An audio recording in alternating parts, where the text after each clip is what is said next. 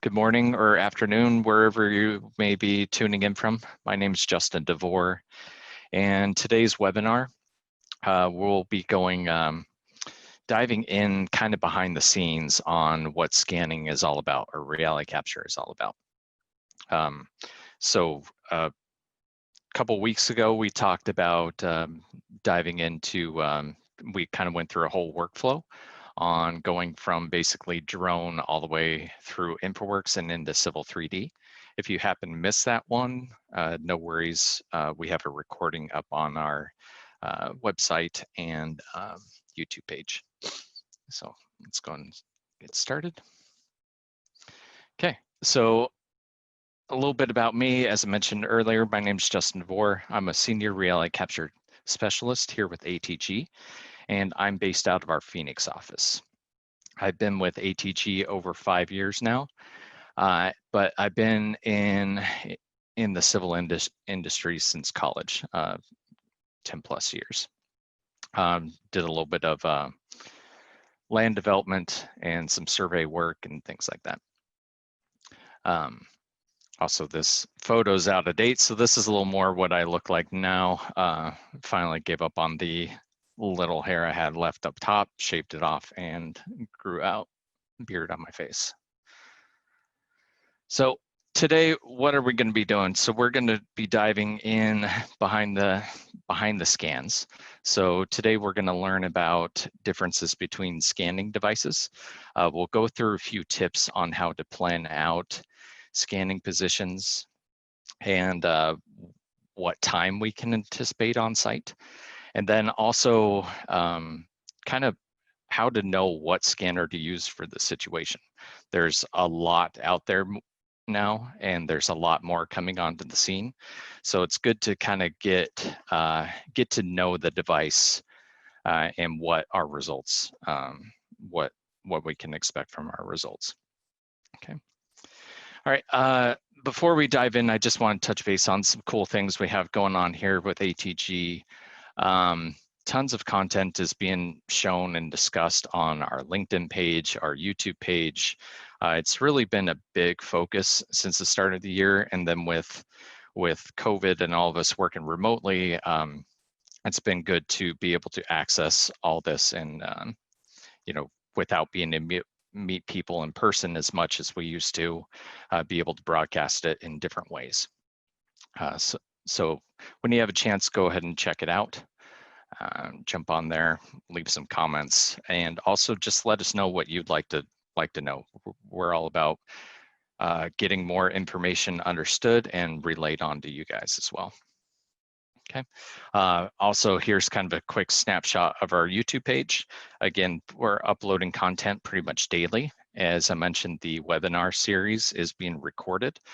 So if you miss my voice, you can always go back and re-listen to this webinar and or have a few videos up on the reality capture playlist as well. Okay, and then I also wanted to give a quick plug to our hardware partner, BIMbox, for your machine hardware needs. We had a handful of these showcased at our AU booth last November. They're fantastic machines. If you are running Revit, if you're running point clouds, Civil 3D, anything like that, they're designed to work with the details that Autodesk throws our way.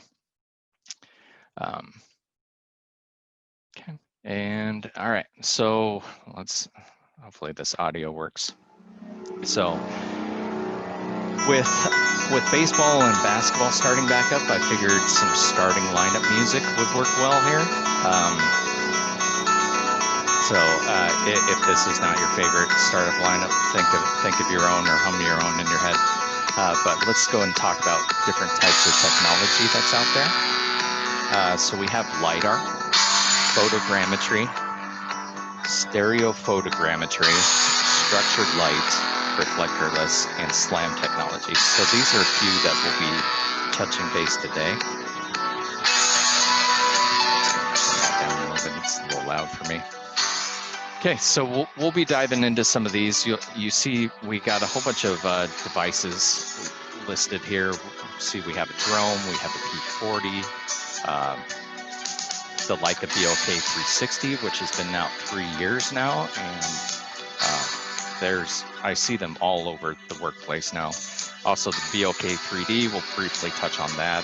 We got the Icon series, total stations, RTC 360, and also the new guy, the BOK to go as well. Okay. All right, so let's go and dive into LiDAR. So LiDAR, that's an acronym for light detection and ranging. And let's go and switch over to recap here and show what that looks like. Okay, so on my screen here, we have a couple scans that were taken with just the BOK 360. So let's go and isolate some of these. We'll just go ahead and leave just one scan on. So I'm just turning off these scans here in recap. I think that's all of them. Oh, we got number 14 as well. Okay. So if we dive in, let's go and take a look.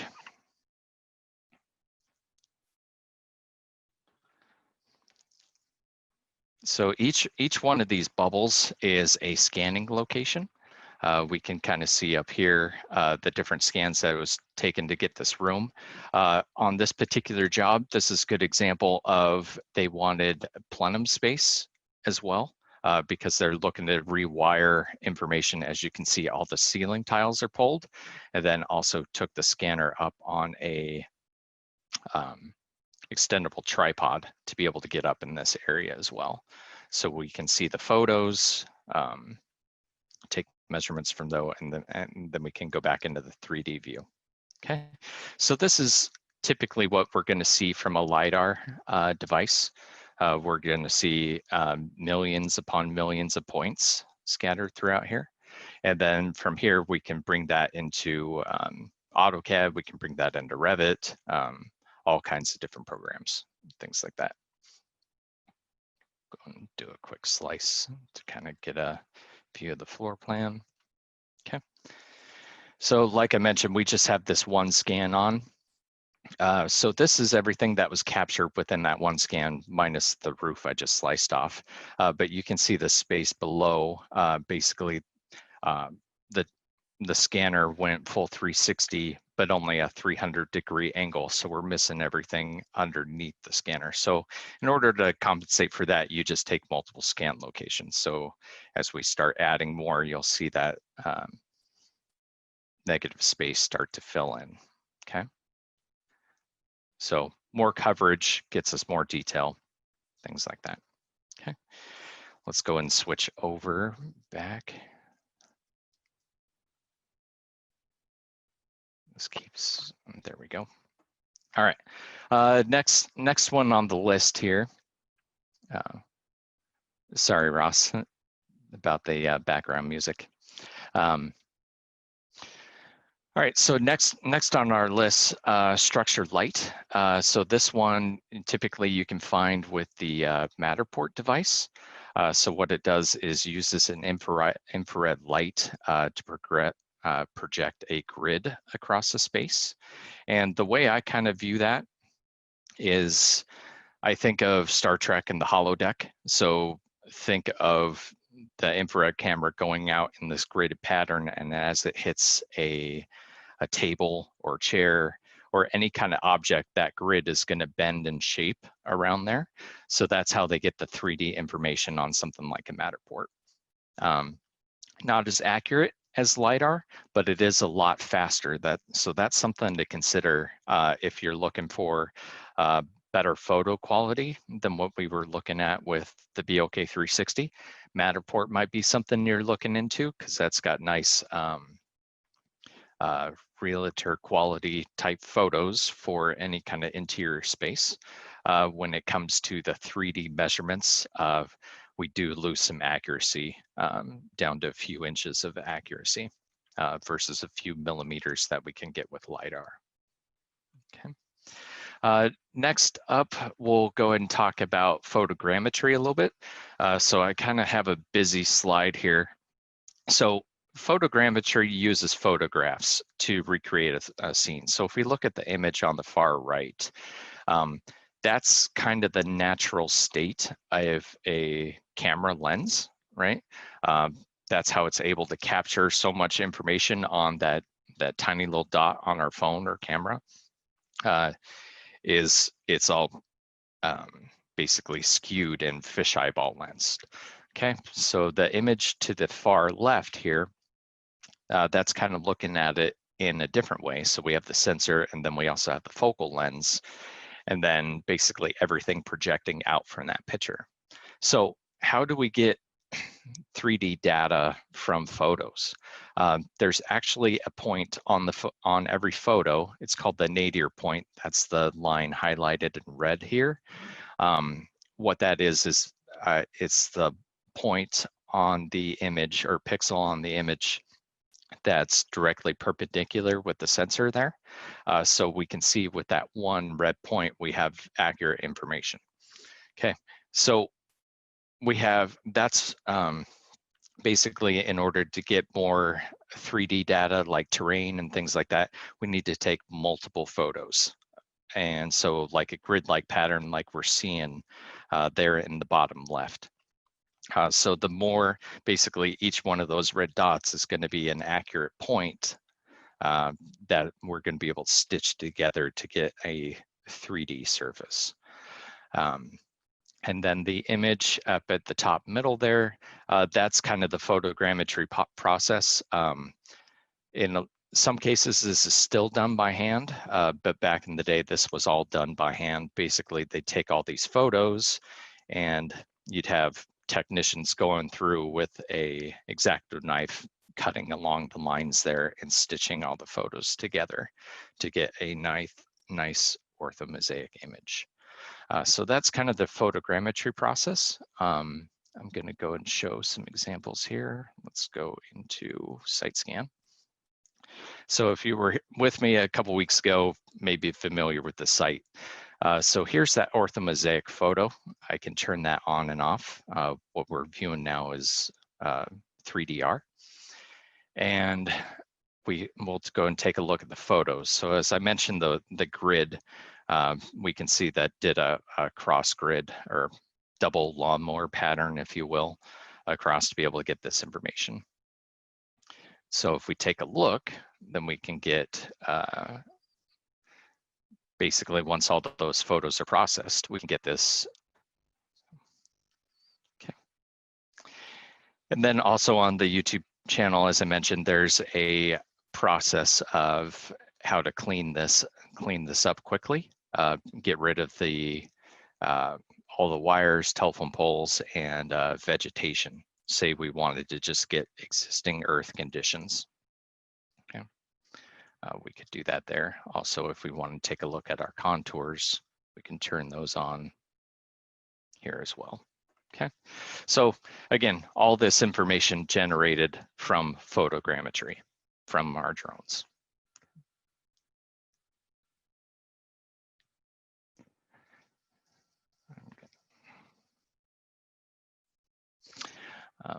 Okay, so that's photogrammetry.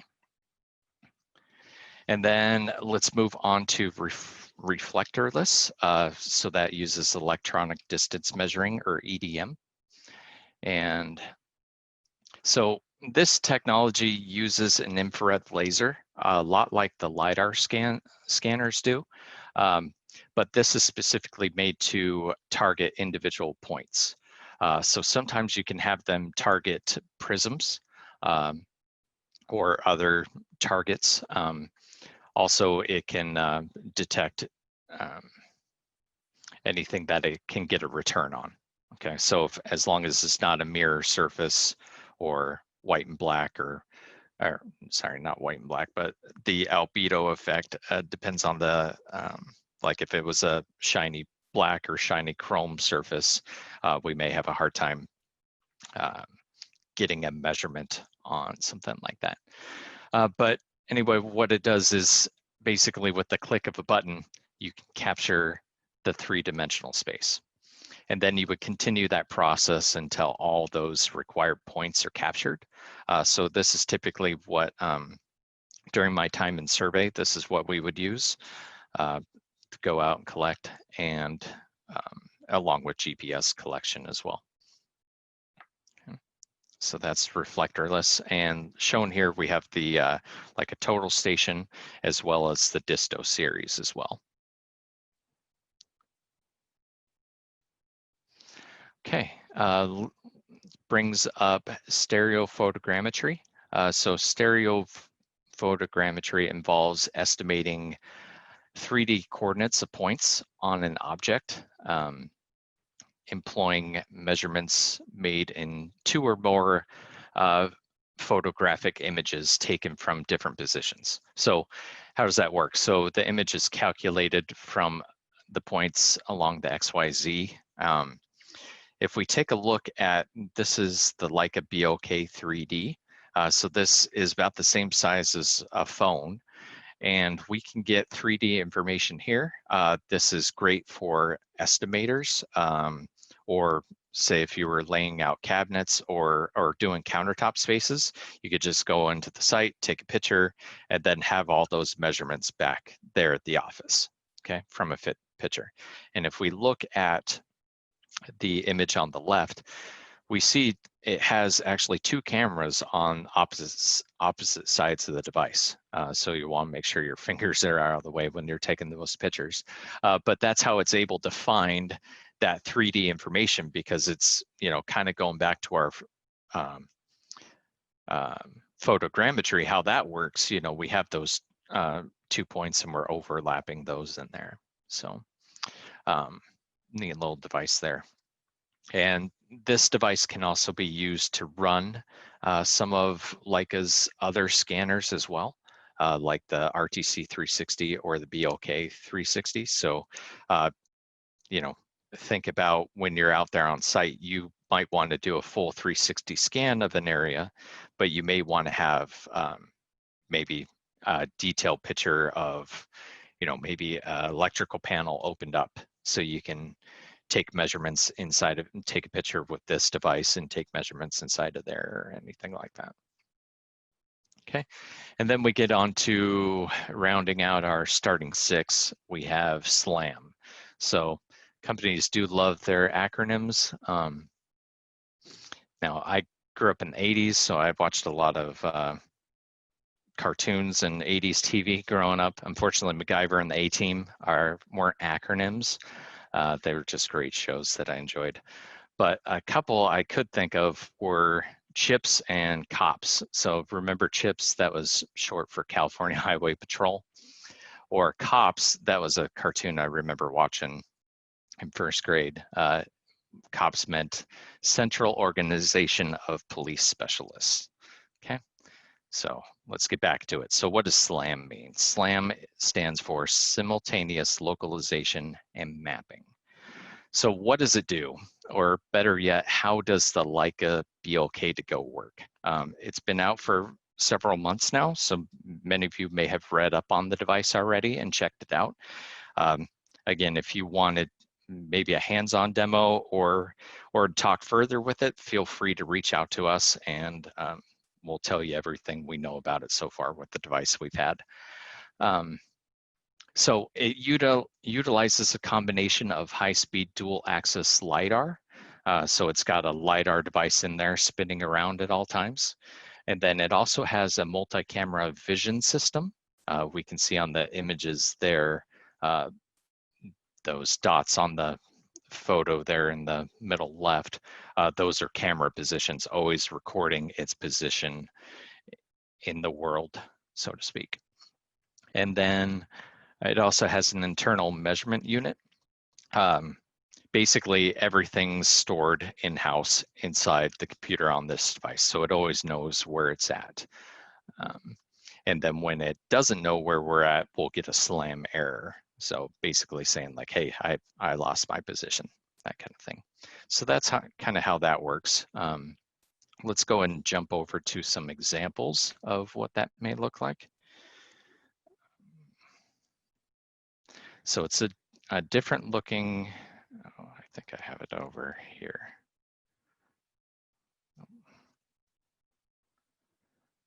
Let's open.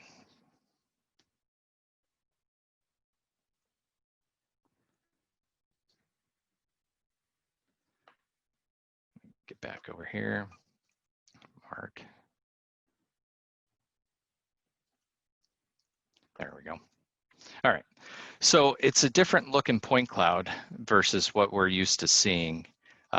You can see it kind of streaks and kind of bends all weird.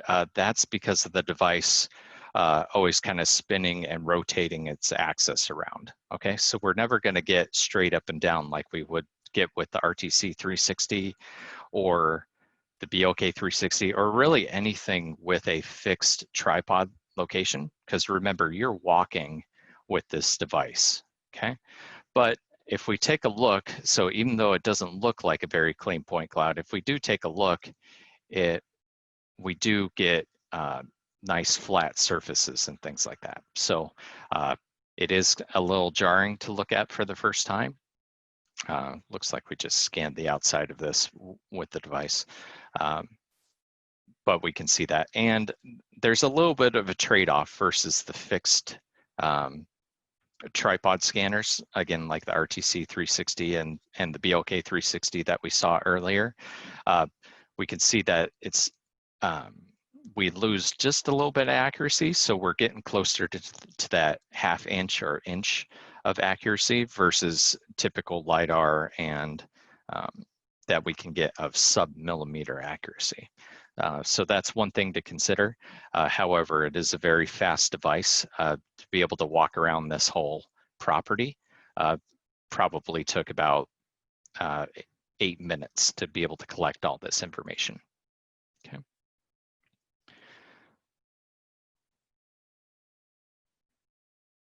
So let's jump back into our slide and swap presenter. There we go. Okay. So let's kind of jump over into planning out a site. So I got kind of a floor plan here for us to kind of go through a little bit. So planning out a site for scanning. If we're looking at tripod positions, so we'll have to take in consideration what's the range of some of these devices. So to kind of keep it simple, we're going to have some X's, red X's with the longer range scanner. So like the RTC 360 or the P40, and then also some setups for the smaller scanners like the BLK 360. Some of those smaller scanners can have a faster runtime and can get up into spaces like we showed earlier, those plenum spaces. You know, it's a smaller device, fits in the size of your hand, able to fit that up in tighter areas versus some of the bigger devices. Okay, so we go ahead and lay this out. Again, taken into consideration, we're using multiple scanners to get the job done. Okay, so makes sense to have the scanner with the most range on it, covering the most information. So typically we'll go outside of the property with the bigger scanner locations, and then do a few inside where it makes sense. You know, we're taking a look at the warehouse here. So we have some of the open spaces covered by the bigger scanners, okay? And then also, you know, as you can imagine, maybe this is a 2-person job, so one with one and one with the other scanner going through and collecting these shots. One thing I did want to highlight here, typically you'll see a scan in each doorway location that I've accounted for. And a lot of that is due to the registration and overlap that is needed in order to keep your scan data accurate, okay? So in a doorway, we're seeing 50% of what we previously had, and then also 50% new, you know, versus jumping all the way into the room from the hallway. If we take a look at this scan over here to the right, just north of the woman's bathroom, imagine just going into the room without having that doorway scan there. We'd only have a few points on that open door that would be common between those two scans. Okay, so overlap is very important when it comes to scanning, so you want to plan for that accordingly. And then each device is going to have a different amount of time needed to collect its data. Okay, hope that all makes sense. And then here's also, we'll take the BLK to go on a walk. So if we were to walk something like this, we may do, you know, the most efficient path we can think of going in and out. Again, we don't have any set positions because it's a walk along scanner as well. So be able to get in and out of those details. Also, another thing you'll want to consider is also your line of sight. So we see some of these aisles here in the upper right area.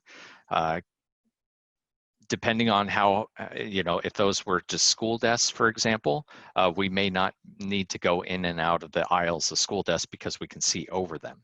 However, if this is a warehouse, they may have stacked of information going up, you know, 20, 30 feet in the air in some cases.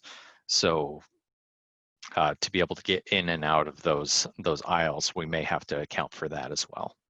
Okay. And so when deciding on what type of scanner or scanners to use, it's really no different than just having good communication, okay?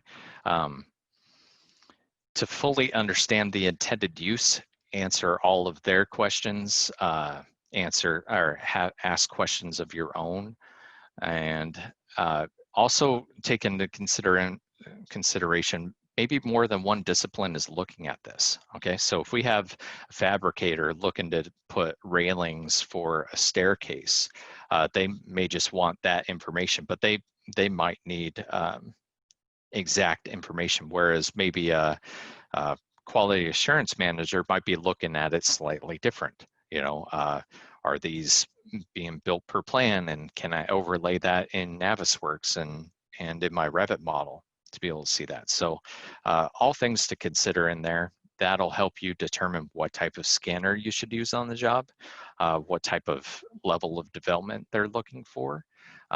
If they're looking for high detail, say on piping information, we may have to get up above a pipe to be able to fully get that diameter captured, okay? Will the exterior, interior go for both, or does the roof need to be scanned? Say they're having drainage issues up there and need that information. So that can also kind of determine, you know, exterior versus interior, you know, would I be bringing my drone with me or not, you know? And is that level of accuracy for the drone going to be enough for what's needed as well? And then also consider what software this is going into. Point clouds can get very, very hefty. So it's important to understand the use and then do what we can to be able to break this up into different segments, you know, that fit together nicely and don't overwhelm our modeling teams and things like that. Okay. So that's kind of part one, is understanding the task at hand and what questions to ask. Part two is determining what I can expect from my equipment, so I know what it can bring. We showed some examples of that, you know, looking at the different scan types, just visually there in recap. But we also, so if we just isolate LiDAR for now, the LiDAR scanners, we have three of these here: the BLK 360, the RTC 360, then also the BLK to go. Okay, so here in the bottom right, you see a link here. This is to a white paper that our reality capture team has put together, going through these three devices. So right now we're just taking a snapshot or a Cliff Notes version of what we captured on there, and what we're seeing is some time. So we can take a look at the BLK 360, for example.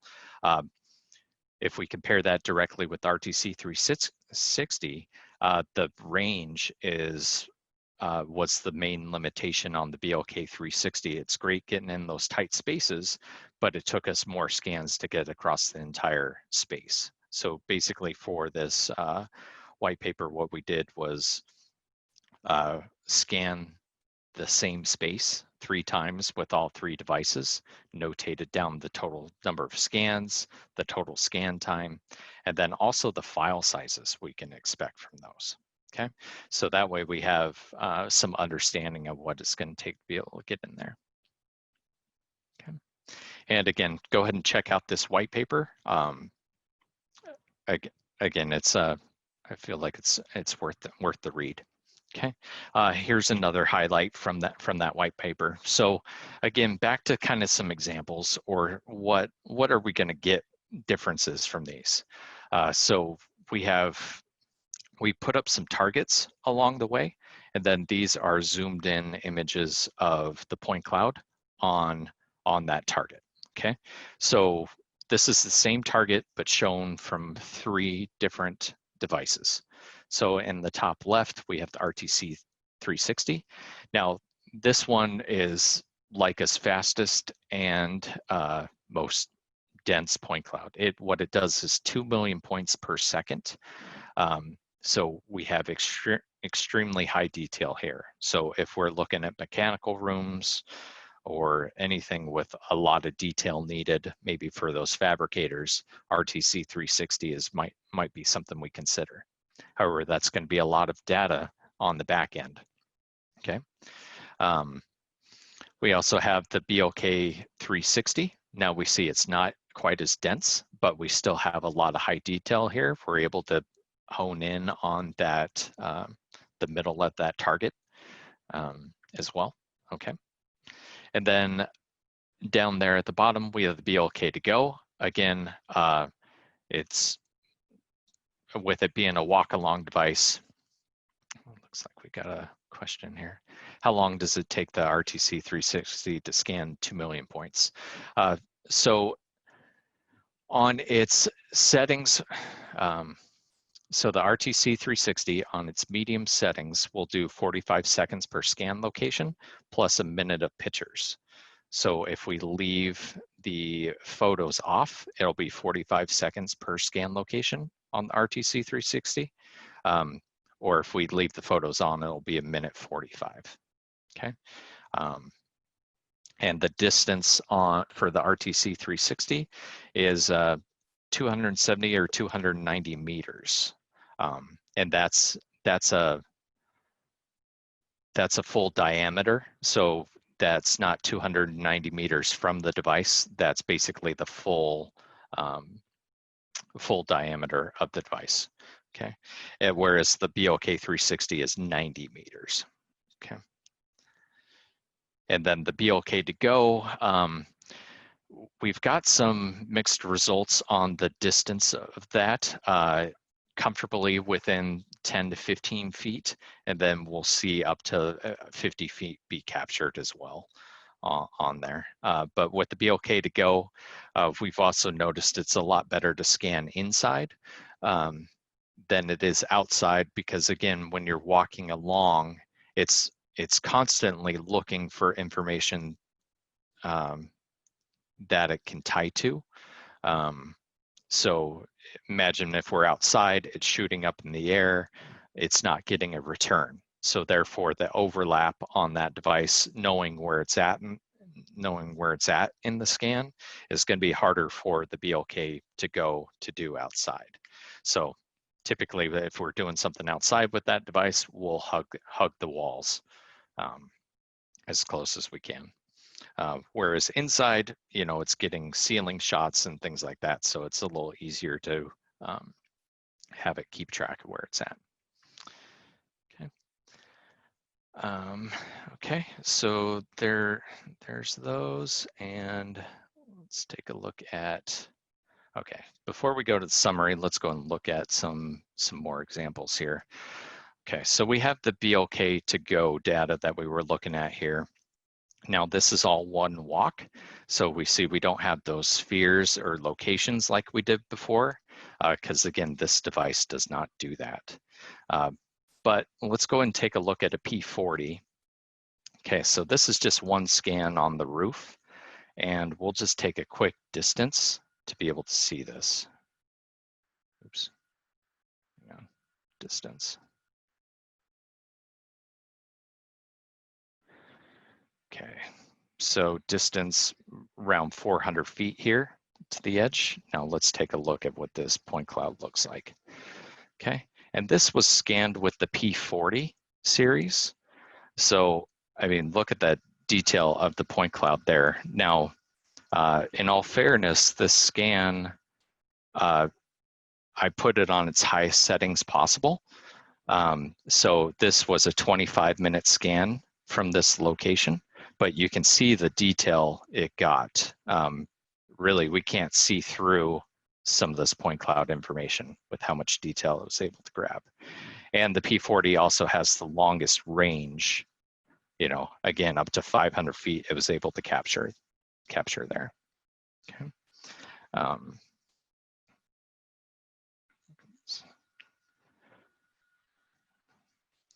And let's jump over here. So we have the BLK to go. Let's go and open up RTC on the rooftop. Okay, so here we're taking a look at that RTC rooftop. So I did one scan with the P40, roughly at this location. Okay, so let's just isolate this first scan. So we'll go and turn off.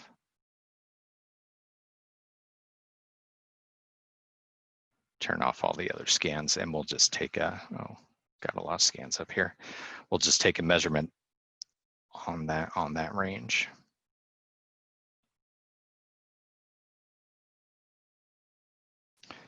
There we go. Okay, so we're just at the one scan. Okay.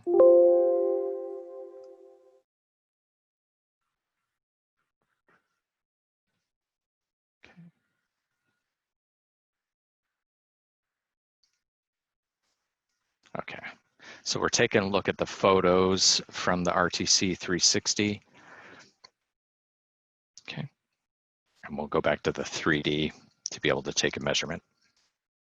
So we'll go kind of top down. So a lot of range on this device as well. So we'll just kind of do a distance from the edge here. Everybody works in meters, so we'll leave it at that. Actually, we'll go and switch this to feet and inches.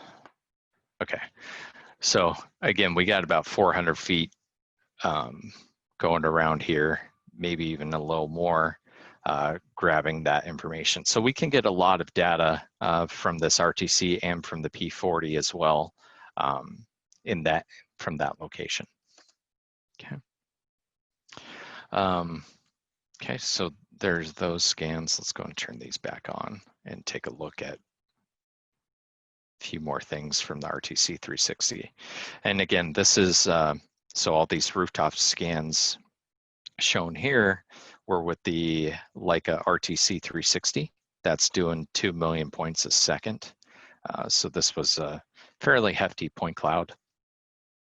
But you can see the amount of detail it was able to grab throughout here, and also the range as well. And we can tell the registration, like one thing I'll do when I'm checking my registration, we have reporting tools over here. Actually, this was processed in something else, so that's why that's not shown there, but it was in Register 360, which we have over here, but I'll go back to this. So one thing I'm able to do is I look for any kind of lighting poles or objects like that. And if our registration isn't very good, we'll see shadows or multiple versions of this fixed light, if that makes sense. So then we know if our registration is off that way. Another way to look at it is, let's go ahead and close out of this project. And yeah, we'll take a look at this one.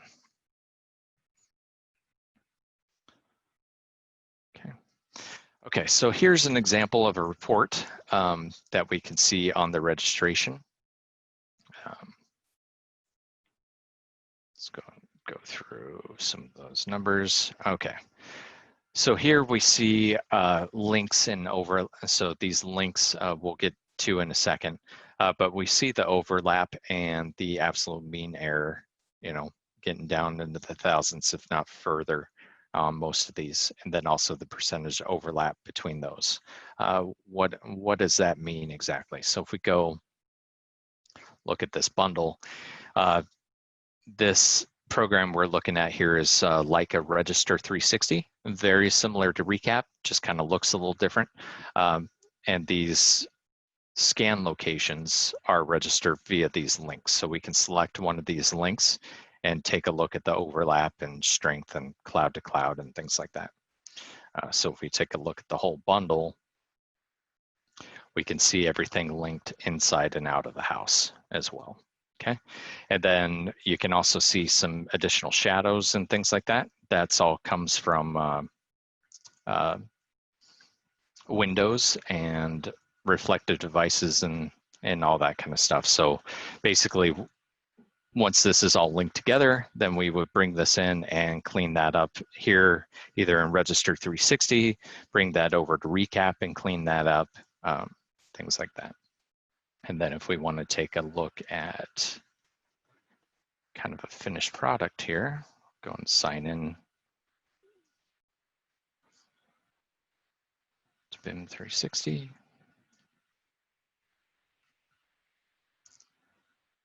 Switch.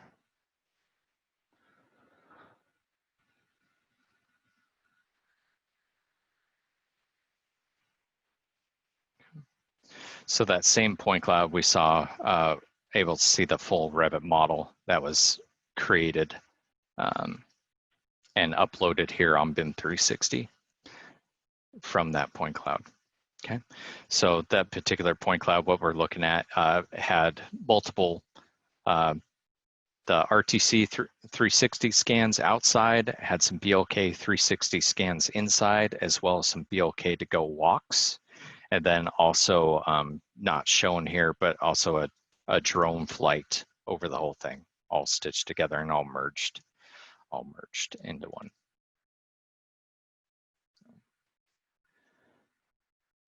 And let's switch this again. Okay. All right, so kind of in summary, like we went through some of the differences between the different types of scanning technology. We did a few tips on how to plan out a site, what things to consider, and also examples of some different data types or results of the different scanners. So that's basically what we were going to cover today.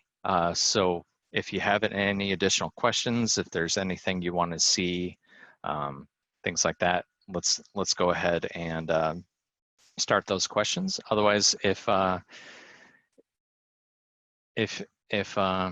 you need to head out, you know, hope this was informative, and see you next time. Thanks for attending. Okay, Jaron asks, what's the cheapest way to get into some of this generic equipment cost comparison between equipment? Okay, excellent question. So there's a variety of different costs associated with each. So like a drone, for example, we'll start with there. You can get a Phantom 4 for a few $1,000 and utilize the photogrammetry that way. So the thing is, you'll need the software, like any of these devices, you'll need the software to go with it. So not just buying the drone and the photos won't be able to get us all the way there. We'll also need things like Recap Photo to be able to do that with the drones, or something like 3DR Site Scan that we were take a look briefly there as well. And that's all stuff, you know, if you want to dive in specifically what you're looking for, that would be a conversation I would have with you of like, hey, what are you looking to do? Are you looking to recreate as-built models? Are you looking to do modifications, those kinds of things? Yeah, hybrid lines are good too. Like I'm thinking like a total station, we could get fixed points, but it also can do um, other tools as well. So like not only can it capture data, but it can also help us in the layout process as well. So like a total station could be doing something like that, or even the disto series that that has capabilities of doing both as well. There's handheld disto devices as well as bigger ones that fully automated um, rotate around and able to scan and capture points. But just to kind of give, so range of prices, I mean, we're anywhere from like the BLK 3D that we were taking a look at with the handheld. I want to say that's around 6,000 to 8,000, and then the RTC 360 and some of those other devices were up in the 80 grand for some of those devices as well. So full range. Matterport, we briefly touched on that one. We're trading off some accuracy, but that's only 45 seconds per scan at a range of 10 feet. So it's really only ideal inside. And it's more for the photos and the walkability of the site than it is for measuring. Because the further we get away from there, the less accurate it gets to be with those. But the Matterport camera, I believe, is around $2,500 to $3,000 or something like that. All right, Jaron says we have a lot of renovations of school jobs for HVAC stuff, wondering what equipment, would be good for that. So yeah, with the HVAC information, it kind of depends, like if you're, so the question I would ask you is pipe size is important, and would we have a lot of tight spaces to be able to get into, so I'm thinking of like the BLK 360, for example, can get up into some of those plenum spaces in between some of those devices. Whereas the RTC 360, that's going to get us that 2 million points a second. But it's a lot bigger device and may not be able to fit up in some of those spaces. So maybe a combination, or just the BLK 360 just with more scans in there. Cool. Okay. Any other questions? Thoughts, concerns?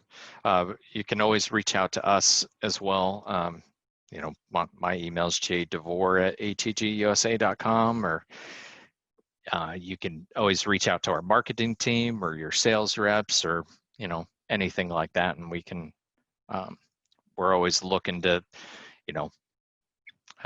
help everyone succeed. Sharing knowledge across the forum. Okay. What learning curve on some of these platforms? Excellent question. So, learning curve, I would say it's pretty straightforward. It's definitely, I've seen a lot of people with kind of more visual mindset take to it right away, because when I say like, all right, let's set up the next scanning location, like while the scanner's spinning, we can start analyzing where we want to go next, right? Because to be as efficient as possible, and be most cost effective with these expensive devices is, if they're out there, you want them spinning at all times. So like LiDAR, for example, I would say that's pretty straightforward because that's a lot of line of sight, okay? Line of sight and range, okay? So we noticed that the BLK 360 didn't have the range of the RTC, but we'd be able to see that right away while we're out there scanning of what it's collecting. And a lot of these devices, it's not like how it used to be, where we'd have to take a field notebook out with us and notate down each location. Here's where I was at for scan 1, here's where I was at for scan 12, and so forth. A lot of these have iPad and applications that'll showcase the where you're at in the scan location at the time and how much coverage you have, as well as live updates on what overlap you have in there as well. So those are on there. Drones, those are fairly easy to get into as well. You do need a pilot license to be able to do that. And that's a course we teach. We have over 100 students that have taken it and got their pilot license through us. And then really just, it's more about planning out the process for the drone, because the drone's more or less automated through the whole thing. So there's not a lot of manual flying for the drones. It's just knowing what kind of results you want to get. And yeah, some of the other ones like the BOK 3D, that was really just like, it's more or less a camera or a handheld device with a camera. So anything that fits in the screen, you're going to be able to measure after the fact to be able to do on there. So learning curve is pretty easy. Byron has a question, will the various scanner device automatic registered scans for multiple scanner types into one point cloud? Yeah, so there's a few devices out there. We'll start old school with the P30, P40, P50 series. So Leica's original scanners, they've been out like 10, 12 years. Those don't have any automatic registration. So what we would do with those ones is take a thumbstick, download the data, bring that over into Recap or any kind of point cloud processing software, download that data, and then manually register and line up each of those scans. Thankfully, the process has evolved since then. So like the BLK 360, which came out 3 years ago, I want to say, that is integrated with Recap Pro for mobile. So we can have Recap on our iPad running the BLK scanner and watching the scan build together while we're on site. So it's great to be able to be as efficient as possible on site to be able to see that, and then make sure that you have enough coverage to be able to do that. The RTC 360 that has a live integration as well with the Leica Leica Register 360 app, which can be run on a phone or an iPad, and then there we kind of see the similar things getting stitched together on there as it's coming together. Okay. Go back to that. Okay. All right. Yeah. Post-processing. Yeah. So post-processing, basically, it's pretty straightforward. It's downloading the information, and then if it's pre-registered, like if we were out in the field using an iPad, basically lining up our scans there in the field, that's all information that gets recorded and sent back. So it's usually a download to the computer, verify through a report, and then it's ready to send off or ready to model from there. Otherwise, like on like the drone side of things, what we'll do is upload those geotag photos. Say, like when we were looking at earlier with those 450 shots on there, those were all geotagged, and we uploaded those through SiteScan, and SiteScan processed it all up on the cloud, and I got an email 2 to 3 hours later saying, hey, your point cloud's done, and then basically it was able to stitch everything together that way.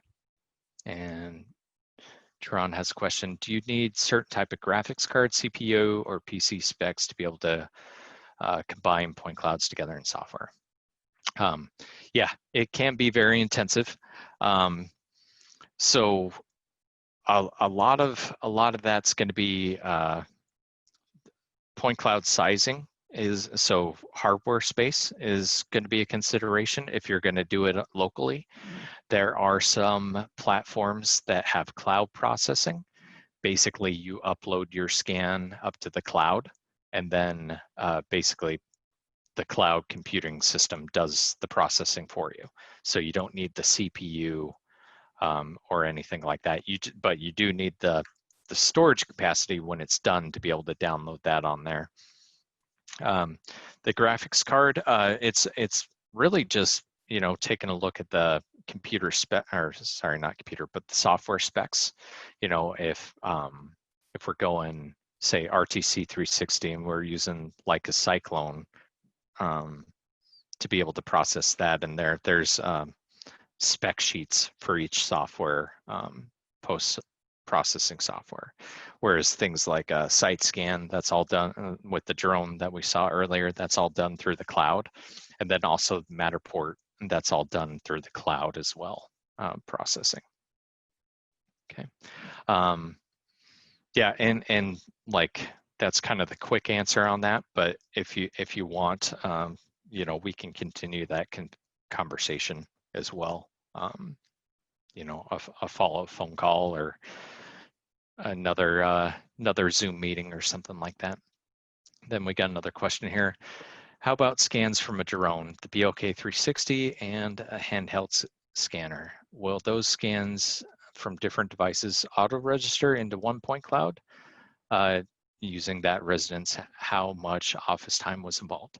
Okay, yeah, excellent question. So with every time we switch technology, so if we have the BLK 360, the BLK to go, and a drone, we're going to get varying results, right? Because we saw the differences just on a couple slides ago. Yeah, this one.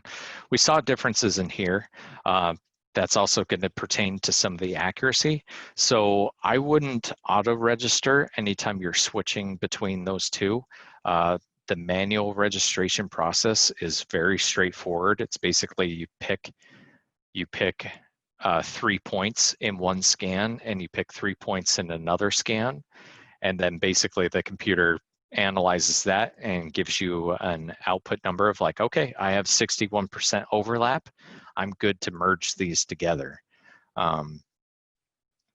If you pick those 3 points and let's just say it was all on a chrome shiny surface and it wasn't able to really see that, we may get a return of like, yeah, I can't register this together. I only have 15% overlap or 0% overlap to be able to do that. So pick 3 different points. So stitching it back together in the office is usually pretty straightforward. So what I'll do is combine all my RTC scans, RTC 360 scans together in one project, and then I'll put together all my BLK 360 scans in one project, and then I'll do all my drone in a separate project. So now we have 3 separate projects, and then I'll register them in a merge project.